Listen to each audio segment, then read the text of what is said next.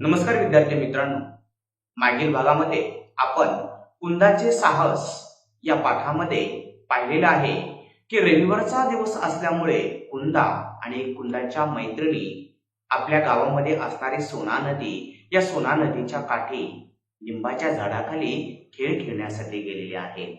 परंतु पुढे नेमकं काय घडलेलं आहे हे आज आपण पाहणार आहोत.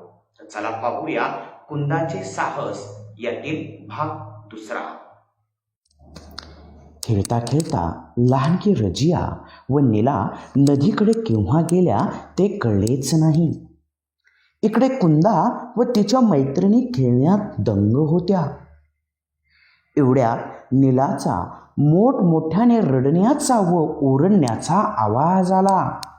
धावा धावा, लवकर या, रजिया पाण्यात पडली, कोणीतरी वाचवा हो. ही हाक कुंदाच्या कानावर पडल्याबरोबर ती धावतच नदी किनारी पोहोचली. आजूबाजूचे लोक आवाज ऐकून नदीकडे धावू लागले. मुलीचा गलका वाढला होता. कुंदा धावत येऊन काठावर क्षणभर उभी राहिली. रजिया पाण्यात गटांगळ्या खात पाण्याच्या प्रवाहाबरोबर पुढे पुढे वाहत चालली होती. या परिच्छेदाची आपण आता माहिती घेऊया. कुंदाच्या शाळेला रविवारी सुट्टी असल्यामुळे कुंदा आणि कुंदाच्या मैत्रिणी आपल्या गावामध्ये सोना नदी जी आहे या सोना नदीच्या किनारी खेळ खेळण्यासाठी गेलेल्या होत्या.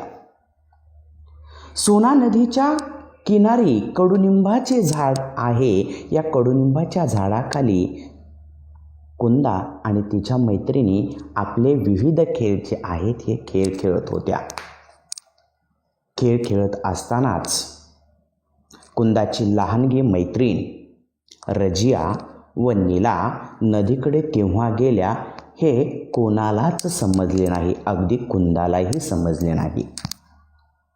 कुंदा व तिच्या मैत्रिणी आपल्या खेळण्यामध्ये दंग होत्या. आपले खेळ खेळत होत्या. भरपूर वेळ झाला आणि वेळ झाल्यानंतरनं काही वेळेमध्ये नीलाचा मोठमोठ्याने रडण्याचा व ओरडण्याचा आवाज आला. अरे धावा धावा, लवकर या, रजिया पाण्यामध्ये पडलेली आहे, अरे तिला कोणीतरी वाचवा, अहो कुणीतरी वाचवा, धावा धावा, लवकर या. अशी नीला मोठमोठ्याने ओरडू लागली, रडू लागली. आणि हा नीलाचा ओरडण्याचा आवाज कुंदाच्या कानावरती पडला. कुंदा, धावा धावा, कोणीतरी वाचवा, रजिया पाण्यामध्ये पडलेली आहे. हे शब्द कुंदाच्या कानावरती पडल्याबरोबर कुंदा आपला खेळ सोडून नीलाचा आवाज ज्या दिशेने येत आहे त्या दिशेने ती धावत सुटलेली आहे. धावत धावत कुंदा नदीच्या किनारी जाऊन पोहोचली.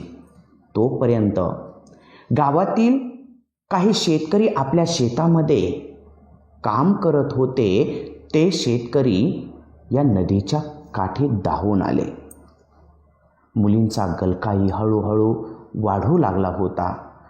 कुंदा धावत येऊन पाहते तर काय, आपली छोटीशी मैत्रीण रजिया ही पाण्यामध्ये गटांगळ्या खात होती आणि पाण्याच्या प्रवाहाबरोबर हळूहळू ती पुढे वाहत चाललेली होती. या परिच्छेदावरील काही प्रश्नोत्तरे आता आपण पाहूयात. प्रश्न पहिला, एका वाक्यात उत्तरे लिहा. 1.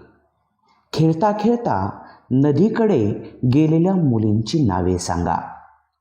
उत्तर, खेळता खेळता नदीकडे गेलेल्या मुलींची नावे रजिया व नीला आहे. प्रश्न दुसरा, मोठमोठ्याने कोण रडत होती? उत्तर, मोठमोठ्याने नीला रडत होती.